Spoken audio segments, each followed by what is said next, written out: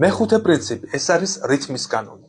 ყველაფერი მიმოქცევისგან შედგება, ყველაფერი მაღლდება და დაბლდება, ყველაფერი შეედინება და გამოედინება, ყველაფერს თან ახლავს რხევა, მარცხნივ გადახრა, მარჯვნივ გადახრის ტოლფასია.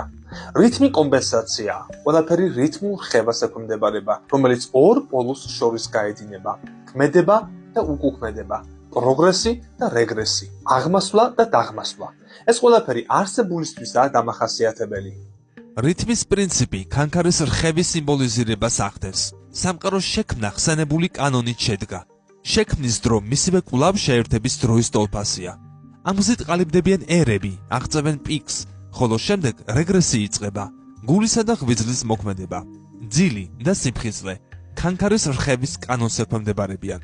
ქანქარას კანონის დაძლევა პოლარულობის პრინციპის გამოყენებითაა შესაძლებელი, თუ ნეგატიური ტალღის ტრანსმუტაცია შევძლებთ დადებითით. ეგრეთ წოდებული კომპენსაციის კანონს ბევრი საერთო აქვს რითმის კანონთან, რადგან კომპენსაცია წონასწორობას და ბალანსს ნიშნავს. ადამიანი გაცნობიერებულად ამბობს უარს გარკვეული რაოდენობის ნივთზე, რომელიც შეიძლება მას ეკუთვნოდეს მომავალში. ამის გამო ქანქარის საპირისპირო მხარე არ ართმევს იმას, რაც უკვე აქვს. ტოლტეკებს სჯეროდათ, რომ ყველა იბადება თანაბარი რაოდენობის შესაძლებლობებით, მაგრამ შემდეგ მათი სხვადასხვანაირად გადანაწილება ხდება.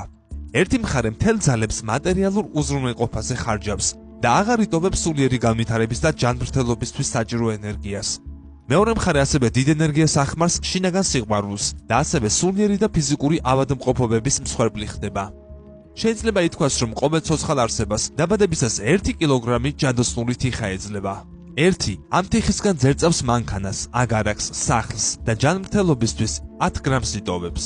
მეორე კი მთელ თიხას ახმარს ხელოვნების ნიმუშების შექმნას, ხოლო ოჯახისთვის აღარაფერს იტოვებს. გამოიწერეთ ჩვენი YouTube არხი. ლინკი ჩაშენებულია მთავარ გვერდზე YouTube-ის სიმბოლო აიკონში.